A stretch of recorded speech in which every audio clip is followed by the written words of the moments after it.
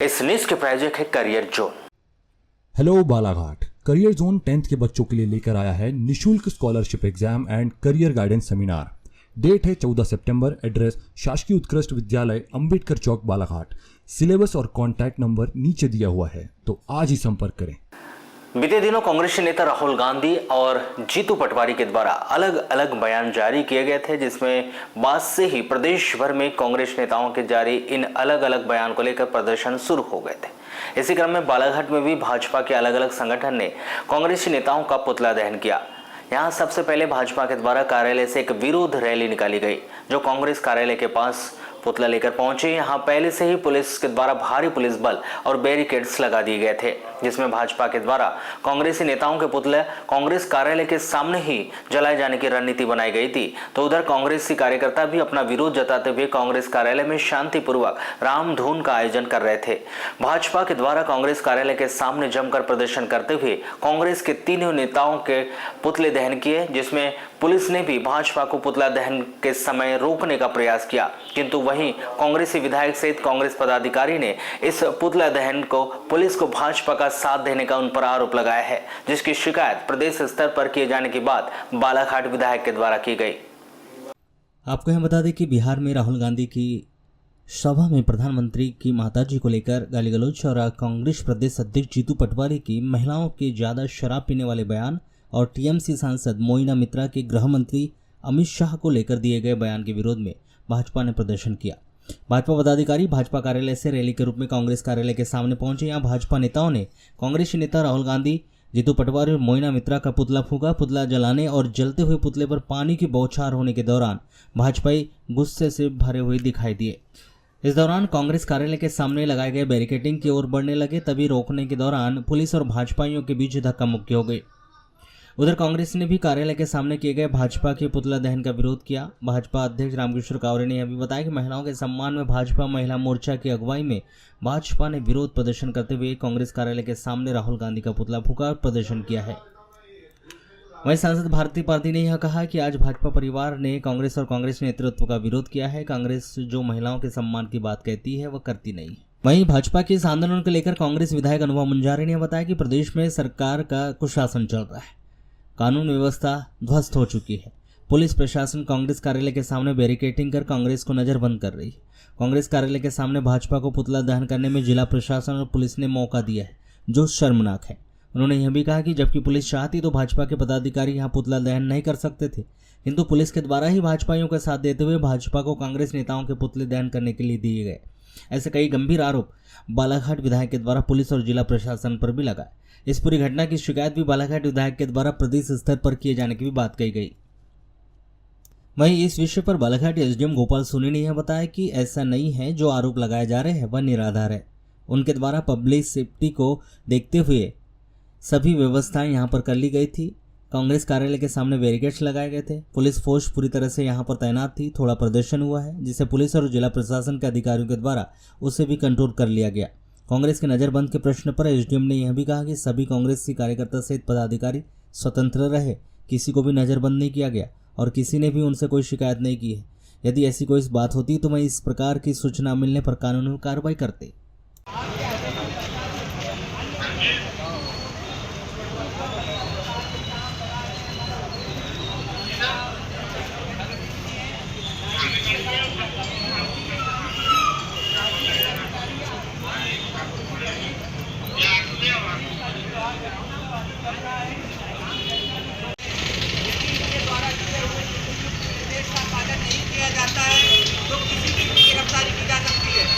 यानी 24 घंटे के लिए आप उसको बिठा सकते हैं, थाने में ले जा सकते हैं, अस्थायी जेल में ले जा सकते हैं। चाहेंगे तो मजिस्ट्रेट के सामने प्रस्तुत करेंगे, चाहेंगे तो 24 घंटे के पूर्व छोड़ देंगे। यदि आपको लगता है कि किसी के भी द्वारा, चाहे यहाँ से हो वहाँ से हो, किसी के द्वारा भी कानून व्यवस्था की स्थिति निर्मित की जाएगी तो सख्त उपाय किए जाएंगे। यह आपके दिमाग में रहना चाहिए। आप हमारे सपोर्ट और हम आपके सपोर्ट में खड़े हुए। क्लियर है ये बात आपको? हाँ, मुझे ऐसा नहीं दिखना चाहिए मैं लोग इधर उधर हो गया, ये स्थिति नहीं बननी चाहिए।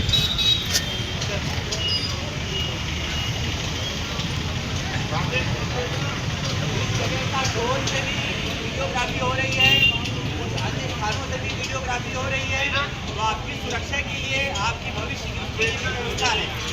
और आप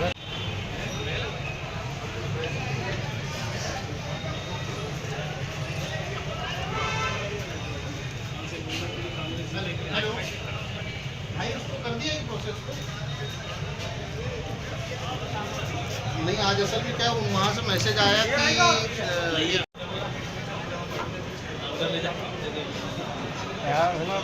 पानी से बचाना है मोबाइल को।